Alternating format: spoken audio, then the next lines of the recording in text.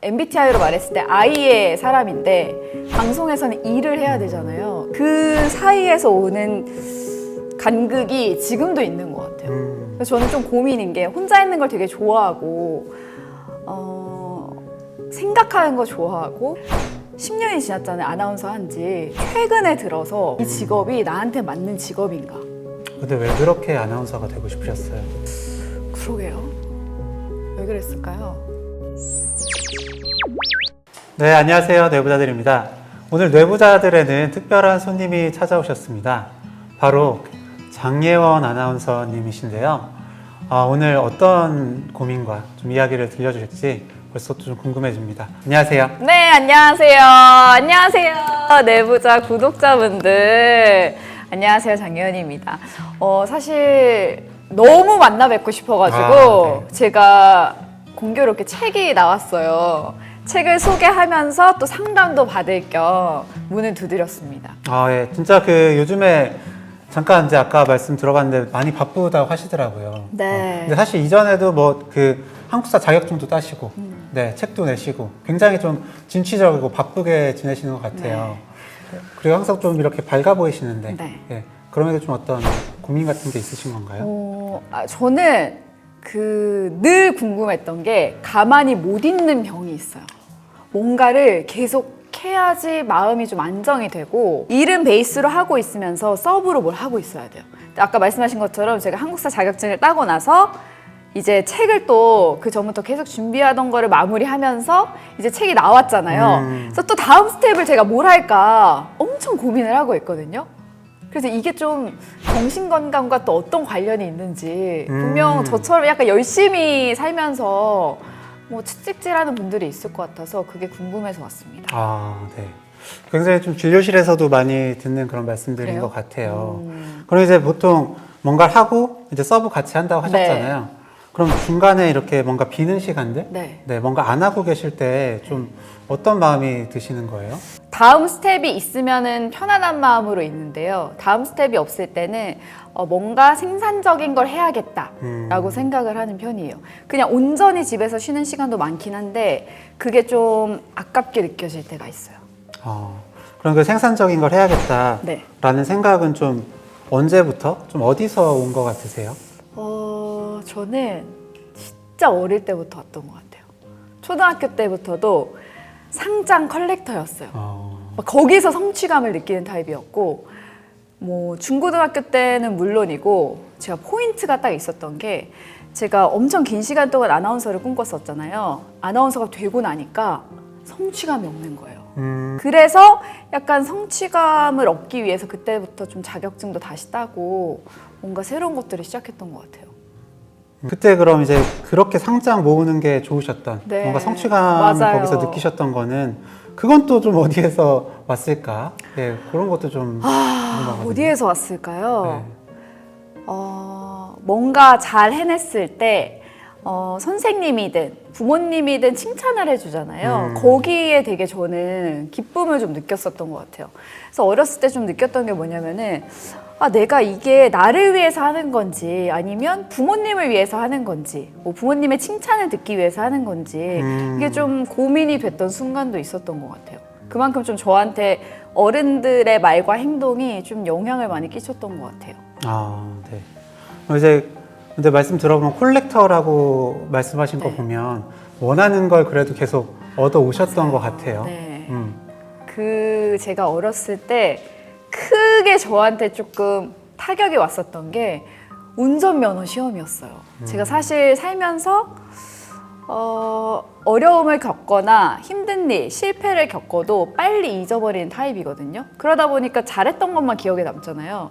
근데 운전면허를 제가 떨어진 거예요. 그때 엄청난 상실감이 왔어요. 이것도 내가 왜 못하지? 이러면서 약간 2번 정도 떨어지고 합격을 했는데 그런 경험들이 또 저를 성장하게 만든 것 같아요. 이런 수도 있고 당연히 실패할 수도 있고 뭔가 떨어질 수도 있구나라는 거를 그때 배운 것 같아요. 그럼 사실 운전면허를 제외하고는 거의 성공만 아니죠, 하고 아니죠. 지내셨던 거군요. 그렇게 얘기하면 진짜 말도 안 되고 그렇게 얘기하면 큰일 나는데 그게 네. 아니라 이제 저는 장점이 네. 실패한 거를 빨리 까먹기 때문에 성취의 경험만 남아서 그게 좀 동기부여가 되는 것 같아요. 자신감도 생기고. 아, 네. 근데 사실 방금 운전면허증 떨어진 뒤에도 거기서 뭔가를 이렇게 네. 의미를 부여하시고 네. 수용하시는 그런 모습을 보니까 과거의 실패들에서도 그러셨을 수 있겠다. 네. 당연히 네. 그렇죠. 누구든 실패는 있으니까. 또 제가 알기로는 이 아나운서라는 직업, 네. 여기서 오는 정체성과 인간 장애원, 네. 이 개인에서 오는 정체성 사이에서 좀 혼란스러운 시기를 겪으셨다고 제가 들었어요. 과거에 심리 상담 받아보신 적도 있으시다고. 제가 저에 대한 관심, 궁금증이 높아요. 그러니까 평생을 알아가도 나를 알 수 없다라고 얘기를 하잖아요. 그러니까 저는 제가 제일 어렵고 궁금하고 모르겠거든요. 제 성격 자체를. 그래서 사실 아나운서가 되고 나서 나는 사실 흔히 말하는 MBTI로 말했을 때 I의 사람인데 방송에서는 E를 해야 되잖아요. E형의 인간이어야 되기 때문에 그 사이에서 오는 간극이 지금도 있는 것 같아요. 그래서 저는 좀 고민인 게 혼자 있는 걸 되게 좋아하고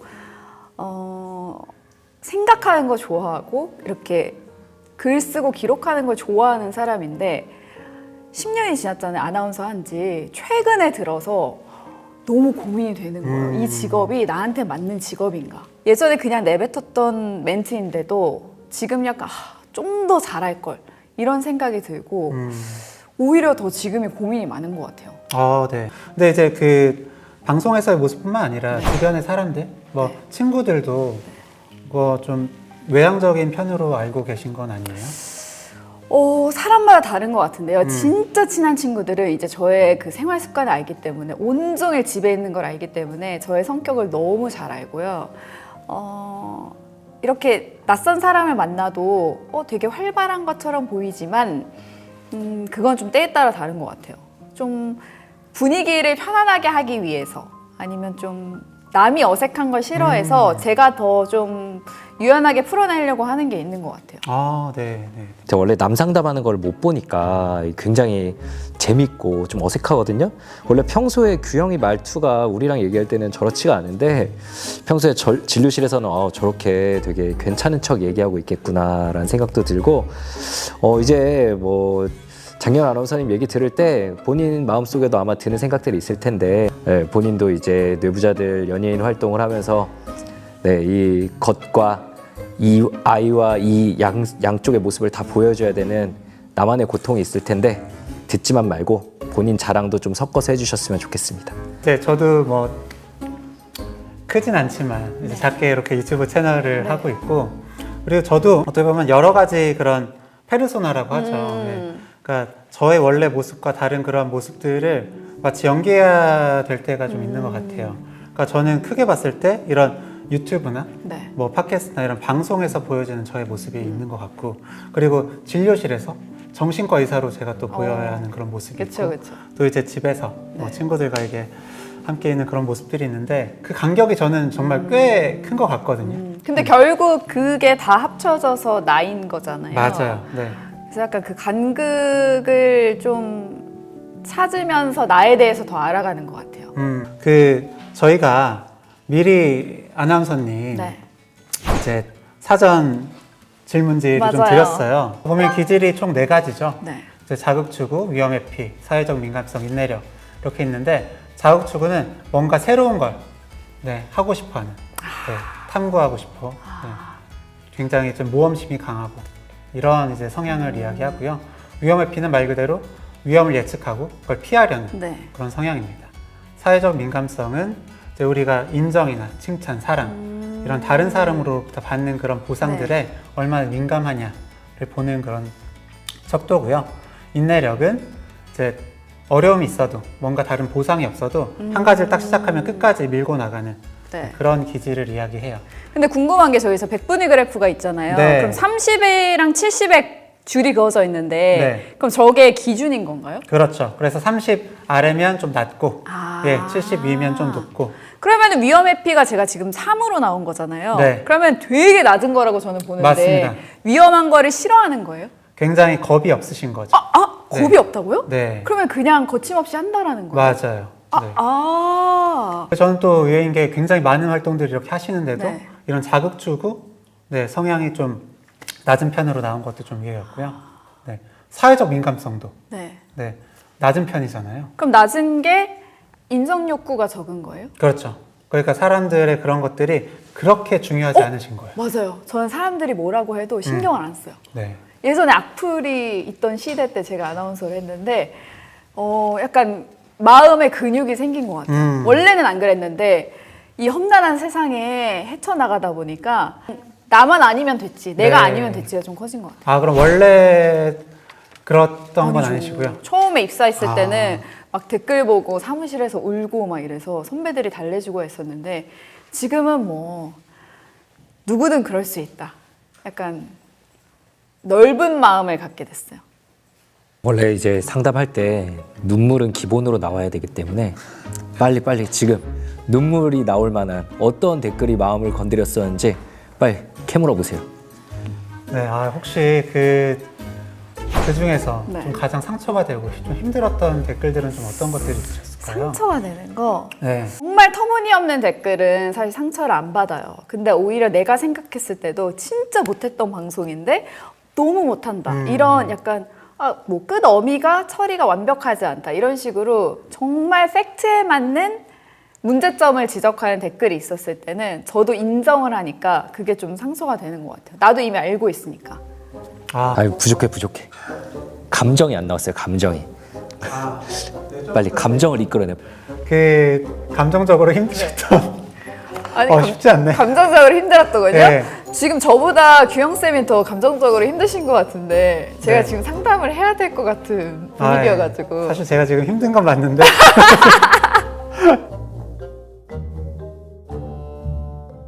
나를 힘들게 하는 그 댓글이 또 나의 성격을 또 알려주는 거라고 생각을 하거든요. 근데 또 봤을 때 다른 것들보다도 네. 네, 내가 어떻게 했는지 오, 맞아요. 네, 수행한 것에 대한 그런 평가가 들어갔을 맞아요, 때 맞아요. 그게 또 중요한 분이시구나. 오, 약간 지금 처음으로 네. 선생님 같았어요. 네. 너무 완벽한 진단이었어요. 그러니까 저는 제가 한 거나 제 능력에 대해서 약간 내가 부족하다고 느낄 때 좀 긁히는 것 같아요. 네. 네, 성격을 보면은 성격은 이제 이렇게 세 가지가 있어요. 그래서 자율성이라는 건 내가 어떤 목표를 가지고 네. 그거를 이제 수행해야게 됐다. 네. 네. 그런 이제 목적 의식, 네. 그런 또 내가 능력이 있다라고 믿는 그런 정도를 자율성이라고 하거든요. 자율성이 100점입니다. 와, 이런 사람 있어요? 제가 뵙기로는 없었던 것 진짜요? 같아요. 네. 왜냐면 저는 삶이 목표로 움직였던 것 같아요. 아나운서 되고 나서도 아나운서만 쭉 보고 왔고, 아까 한국사 시험도 나 2달 안에 해내야 된다. 그럼 그 2달을 그 목표를 향해서 가고, 이런 제가 뭔가 목표를 정해두지 않으면 오히려 불안한 것 같아요. 그래서 아나운서 되고 나서 제가 진짜 평생을 꿈꿔왔던 걸 잃었잖아요. 그러고 나서 가야 할 길을 잃었어요. 그 다음에 제가 해야 될 게 없는 거예요. 왜냐면 난 무조건 아나운서만 꿈이었는데 이걸 좀 빨리 이루고 나니까 다음 스텝이 없어서 진짜 힘들었던 것 같아요. 근데 왜 그렇게 아나운서가 되고 싶으셨어요? 그러게요. 왜 그랬을까요? 그냥 약간 저는 제가 잘할 수 있는 게 이거밖에 없다고 생각했어요. 그러니까 뭔가 말을 하고 누군가의 이야기를 듣는 게 제 직업에 맞다라고 생각했어요. 네. 이것도 굉장히 좀 의미 있는 것 같습니다. 사실 그 아나운서분들 이렇게 모아놓고 네. 왜 아나운서 되고 싶냐라고 하면 그것도 다양할 거잖아요. 네네. 네. 어떤 뭐 사람들한테 보여지는 직업이라서 네. 좋을 수도 있고. 그렇죠. 네, 다양한데 이거 역시도 내가 잘할 수 있는 거라서 네, 아나운서를 꿈꾸셨다는 게 또 의미가 있는 것 같습니다. 연대감은 다른 사람과 공감하고 이렇게 연대하고 협력해서 뭔가를 하는 네, 그런 정도를 보는 거라고 생각을 하시면 돼요. 근데 이게 점수가 또 높잖아요. 근데 저는 여기서 봤던 게 사회적 민감성은 낮은데 네. 연대감은 높아요. 뭐죠 그러면은? 그러니까 극과 이거는 극인데 지금? 사람들한테 받는 게 좋아서라기보다는 네. 아 이렇게 해야 돼. 사람들이랑 이렇게 뭔가 연대해야 되는 거야. 같이 해야 돼. 약간 요것도 책임감에서 오는 그런 연대감처럼 좀 느껴졌습니다. 기질적으로는 같이 하는 걸 좋아하는 사람은 아닌데 맞아요. 저 혼자 있는 걸 좋아하거든요. 혼자 있는 걸 좋아하는데 그 사회적인 위치나 역할에 따라서 제가 책임감 있게 행동을 한다 이거죠. 네. 오, 너무 신기하다. 네, 그러신 것 같더라고요. 맞아요, 네. 맞아요. 그리고 이제 또 보면은 위험회피 기질이 낮고 네. 이런 자율성이나 연대감이 높잖아요. 네. 그러다 보니까 다른 사람들이 볼 때는 같이 하는 거 되게 잘하네. 그리고 얘는 겁이 없네. 그러니까 얘는 되게 대담하고 외향적이구나. 좀 이렇게 보이셨을 것도 같더라고요. 맞기는 해요. 저는 네. 약간 거침없는 면도 있는데 그 거침없기까지 집에서 혼자 시뮬레이션을 엄청 돌려요. 그리고 뭔가 하나 목표를 정해도 이게 안 됐을 때 나는 어디로 갈 것인가까지 다 그림을 그리는 타입이에요. 피곤하게 살죠. 힘드시지만 또 그만큼 많이 이뤄내실 수도 있겠죠. 네. 규영이 해석을 생각보다 너무 잘하고 있어서 약간 당혹스러운데 너무 좋은 말만 하고 있어요. 네. 좋은 해석만 하고 있기 때문에 이러면 안 되지. 나쁜 말 좀 해주세요. 제 성격이 뭐가 문제입니까? 이 자기 추월 보면 점수가 네. 굉장히 낮습니다. 이게 뭐예요? 자기 추월이 뭐예요? 자기 추월은 이제 뭔가 영적이거나 네. 초월적인 어떤 사고들 네. 그리고 이제 뭔가 사실 세상에 이해가 되지 않는 일들이 굉장히 많잖아요. 맞아요. 그런데 그런 걸 좀 받아들이기가 힘드실 수 있다. 오, 맞아요. 네. 어떤 원인에 대해서 굉장히 좀 현실적으로 받아들이셔야만 좀 되는데 그런 게 안 될 땐 좀 힘드실 수 정확해요. 있겠죠. 그 질문에 약간 영적, 초월 이런 현실 감각과 좀 멀어지는 질문들이 있더라고요. 저는 그런 거가 납득이 사실 안 돼요. 완전 그냥 진짜 현실적인 사람인 것 같아요. 맞아. 네. 그래서 굉장히 요거만 봐도 현실적인 문제가 굉장히 중요한 그런 분이시다. 그리고 이제 항상 그 좋은 것만 있는 건 아니잖아요. 네. 그러니까 뭐 자율성이나 연대감이 이렇게 높아서 좋은 부분도 있지만 사실 너무 목표만 보고 달려가다 보면 이제 그렇게 되지 않았을 때, 혹은 이제 말씀하신 것처럼 딱 아나운서가 됐을 때 뭔가 의미를 잃어버리고 공허해지는 그런 느낌을 받으실 수도 있을 것 같습니다. 근데 생각보다 되게 정확하네요.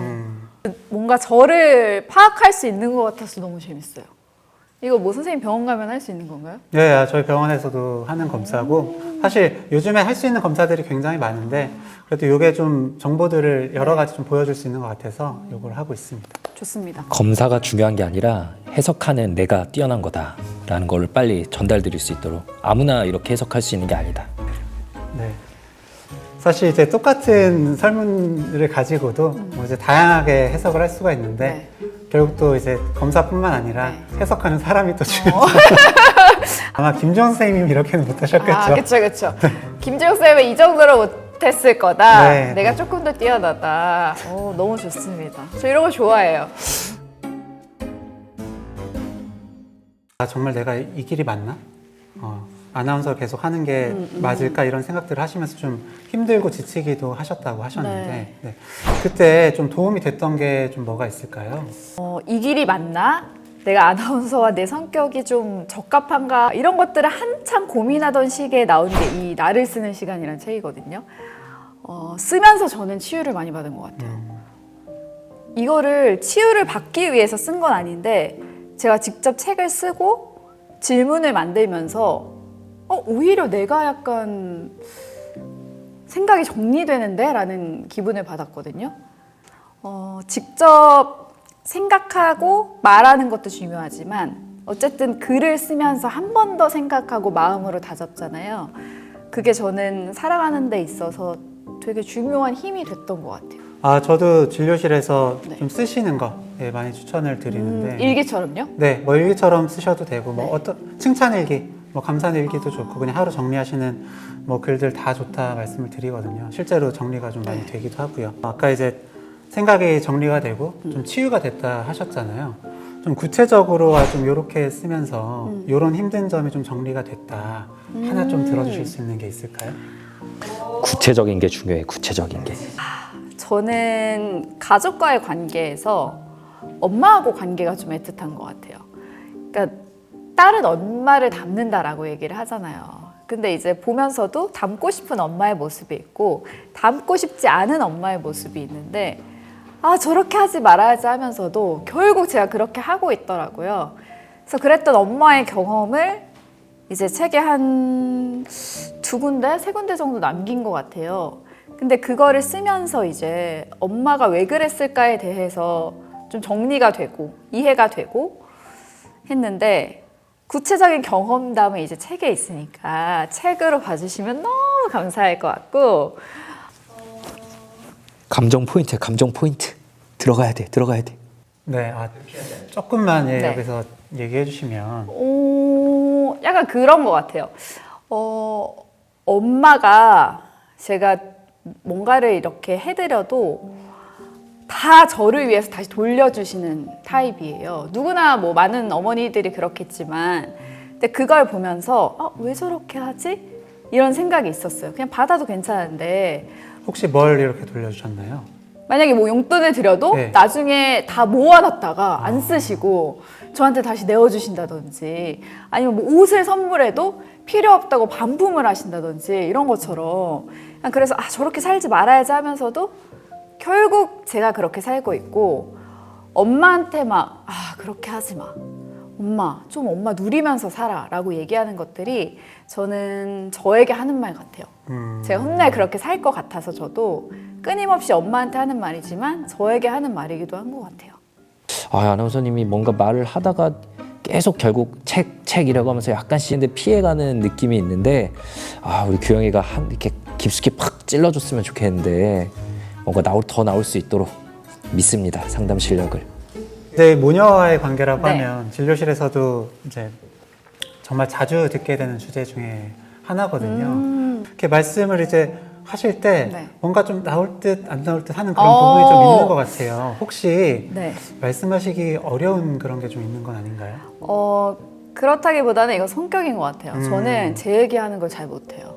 아나운서 직업이 사실 말을 많이 할 것 같잖아요. 전혀 그렇지가 않습니다. 듣는 게 훨씬 많고 지금 선생님의 입장에서 자꾸 찌르면서 말을 꺼내야 되는 직업이어서 저는 제 얘기를 하는 게 익숙치가 않아요. 기본적으로.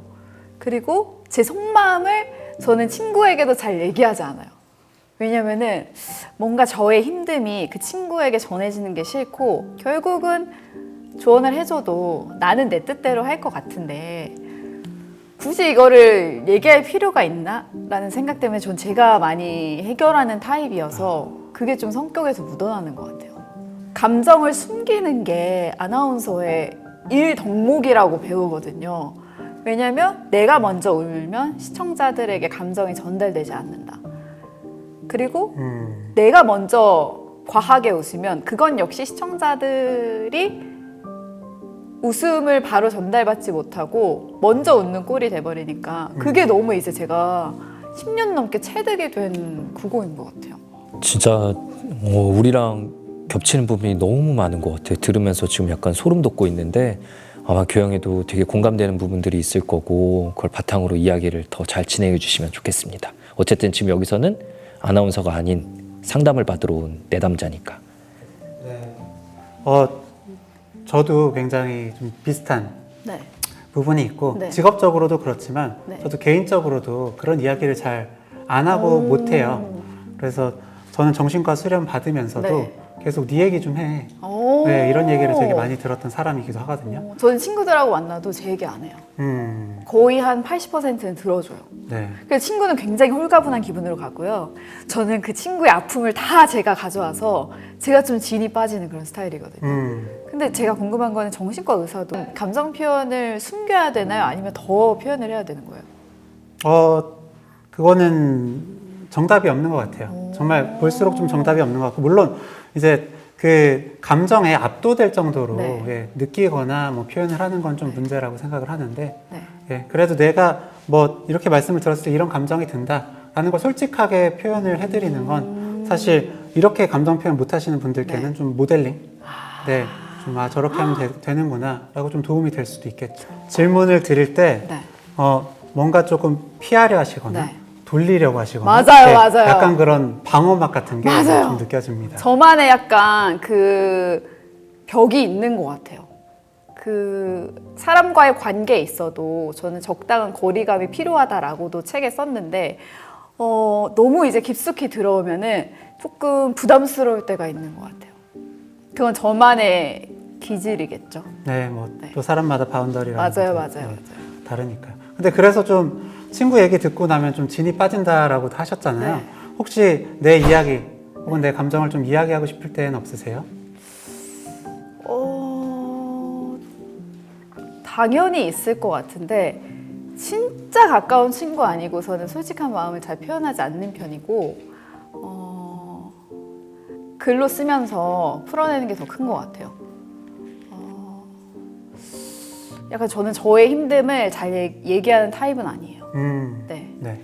아마 이제 그 방송 보시는 분들도 좀 비슷한 성격, 네, 비슷한 기질 가지고 계신 맞아요. 분들도 많을 거예요. 그런 분들 같은 경우에는 더더욱 좀 이렇게 쓰는 게 네. 도움이 되실 수도 있겠다 그런 생각이 들고요. 다만 쓰실 때 네. 감정도 네, 같이 쓰시면 너무 좋을 것 같아요. 맞아요, 맞아요. 감정을 좀 솔직하게 표현하는 연습을 해야 될 것 같아요. 저는 제가 잘 표현한다고 생각했는데 들어보니까 정말 못하고 있는 것 같아서 좀 친구들한테도 얘기를 좀 해보고 저도 좀 제 좋고 나쁨과 행복하고 슬픔 이런 것들을 좀 얘기하는 습관을 들여야 되긴 할 것 같아요. 원래 개인으로서의 그 장혜원과 네. 아나운서로서의 장혜원 그 사이에 되게 갭이 맞아요. 컸고 좀 힘들었다 하셨잖아요. 그걸 지금 좀 어떻게 해결을 하셨는지. 저는 이게 해결을 한 건지 안 한 건지 잘 모르겠는데요. 그냥 이렇게 생각을 하게 된 것 같아요. 그것도 나고 이것도 나다. 그래서 좀 대안점을 찾을 수 있는 방법이 있나요? 저는 그냥 이제 너무 이게 아나운서도 12년, 13년 되다 보니까 그냥 다 내 모습의 일부다라고 생각을 하게 됐는데 이게 맞는 그 대안책인지는 잘 모르겠어요. 저는 그게 정말로 정답이라고 생각해요. 아, 그래요? 네. 사실 이게 진짜 나고 네. 이건 내가 아니야 네. 라고 생각하면서 사실 괴로워하시는 분들이 너무 많으셔서 네. 근데 다만 내가 활동하는 이 모습이 나랑 너무나 큰 차이가 나서 힘들다면 그건 조금 바꾸실 수는 있지 않을까. 그러니까 저도 정신과 진료실에서 제가 하는 어떤 모습이 있을 텐데 저도 어떨 때는 저랑 너무 다르게 할 때도 있고 저랑 되게 비슷하게 할 때도 있고 맞아요, 계속 맞아요. 하면서 좀 맞춰가는 것 같긴 하거든요. 예. 그래서 그 사이에서 좀 밸런스를 맞추시면 예.